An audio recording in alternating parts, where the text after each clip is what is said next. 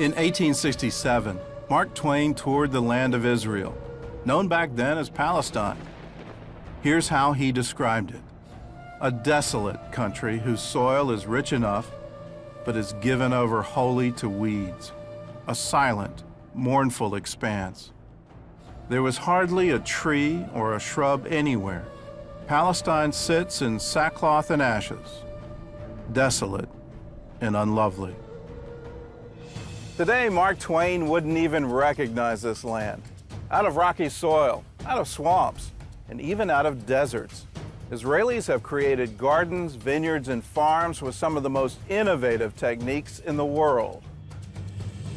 It was just this country with incredible dynamism and energy and excitement and food and people and a sense of family and ultimately a sense of belonging. It's been said that the modern state of Israel was born on the kibbutz. So it's only natural that much of Israel's innovation was born there as well. The kibbutz is the cornerstone in a lot of ways of a lot of things in Israeli society. People came back wanting to create a collective and an equal society. And these kibbutzim became a very, very effective way to defend the land, to start getting young people engaged in agriculture. Remember, Jews were forbidden in most countries of the world to actually own land or to work the land. Jews couldn't be farmers. To all of a sudden see a generation of Jews farming the land in a collective environment, it was incredible. Before Israel even became a state, Jews by the thousands came to live there on communal farms. But when they arrived in the Promised Land, it wasn't exactly flowing with milk and honey. The coastal plains were swampy, the Galilee and the Judean hills were rocky, and the southern half of the country was mostly desert. Since the people of Israel left our homeland 2,000 years ago, the area was mismanaged. So we want to preserve and rehabilitate this Holy Land.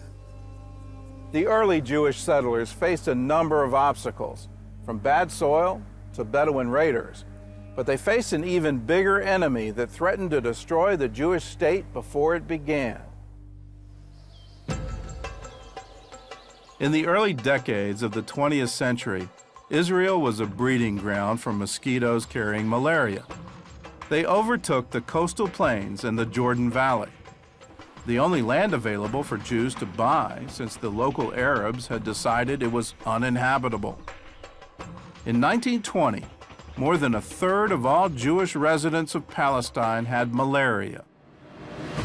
So with no other choice, they went to work. They drained the swamps and sprayed the land and changed the flow of water in irrigation canals to interrupt the mosquitoes' breeding. They were so successful that a commission from the League of Nations visited Palestine to learn what they did. Less than 20 years after Israel's statehood, the country was officially malaria-free. Once the threat of malaria was gone, Jewish settlers were free to focus on making the desert bloom. In the coastal plains, citrus groves replaced the swamps. And the Jordan Valley, once the center of the malaria epidemic, now became the country's breadbasket. The Negev desert blossomed with newly planted forests and vineyards. And the Arava, once the most arid part of Israel, became the site of a flourishing vegetable industry. All of this was accomplished in the first 20 years of Israel's statehood.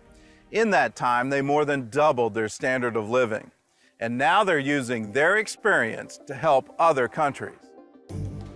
In the 1970s, they created a new breed of cherry tomato that's disease-resistant and has a longer shelf life. They also bred a new kind of potato that can be grown in hot, dry climates and irrigated by salt water. These vegetables are now being grown in dry countries like Jordan, Egypt, and Morocco. Israeli scientists not only found ways to grow more crops, they also found new ways to preserve them.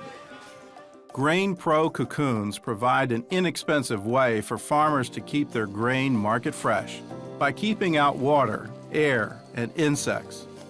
The Israeli cocoons are being used in Africa, the Far East, and even Pakistan, a nation with no diplomatic ties to Israel. The kibbutz over time began to change. Israeli society began to change. became more capitalistic, became more focused on free enterprise and entrepreneurship and the individual taking responsibility for himself and therefore benefiting the overall society. There have been many very exciting companies that have been built in kibbutzim. One of those companies is now doing business around the world. If you went to the average Israeli 10, 12 years ago and said to them organic, they wouldn't have a clue what you were talking about. Here we've been doing organic farming for over 40 years. Kibbutz Sde Eliyahu was founded by German refugees in 1934, and many of their early members were survivors of the Holocaust. The biggest problem that we had when we started the organic was, what do you do if you're not using chemicals? How do you get rid of the pests? Their answer was to fight bugs with more bugs. Every single thing in nature has a natural enemy. What eats or what attacks these pests that are attacking our crops? They started breeding different insects in the bomb shelter of the kibbutz. The idea was to breed predators to destroy the pests that ate their crops. The result was a new company called BioBee. We went to the Israeli farmers. We said, "You want to buy some bugs?" They said, "What are you, crazy? We don't have enough bugs in the field. You want us to buy bugs?" Eventually, they won over farmers in Israel and in 32 other countries as well. In California, 60% of the strawberry fields are treated with products from BioBee. The company also found a way to deal with one of the region's most devastating insects, the Mediterranean fruit fly. We take the males of the species and we sterilize them. And then we release the sterile males into the environment. There's no future generation. And slowly, slowly, we lower the population without using harmful chemicals. They also solved another agricultural problem: how to pollinate greenhouse plants. The classic example we like to give is tomato plants. Tomato plants in nature, in the fields, are pollinated by the wind. In Israel, the majority of our tomatoes are not grown in the fields, they're grown in greenhouses. And in greenhouse, in a climate-controlled environment, you don't have that wind, you don't have the natural pollination. We had to find other methods of pollination. Their solution was to breed bumblebees. They collect pollen for food. They have to go and work even in cold weather conditions. They don't have stores of honey in the hive. They have to go and work. We're saving the farmer money because instead of paying people, the bees are doing the work. And the bees, unlike people, they don't miss a single flower. So once the farmers started using the bees for pollination, the yield of the tomato crops increased by 25%. In Hebrew, we say, "Ma rabu ma'aseh Elokim," how great and wonderful are creations, God. And this really shows that every single thing has a reason. There's a purpose for everything, these tiny little things, and look how much good they do for us, for the world, for the farmers, for the environment. It's really, really amazing.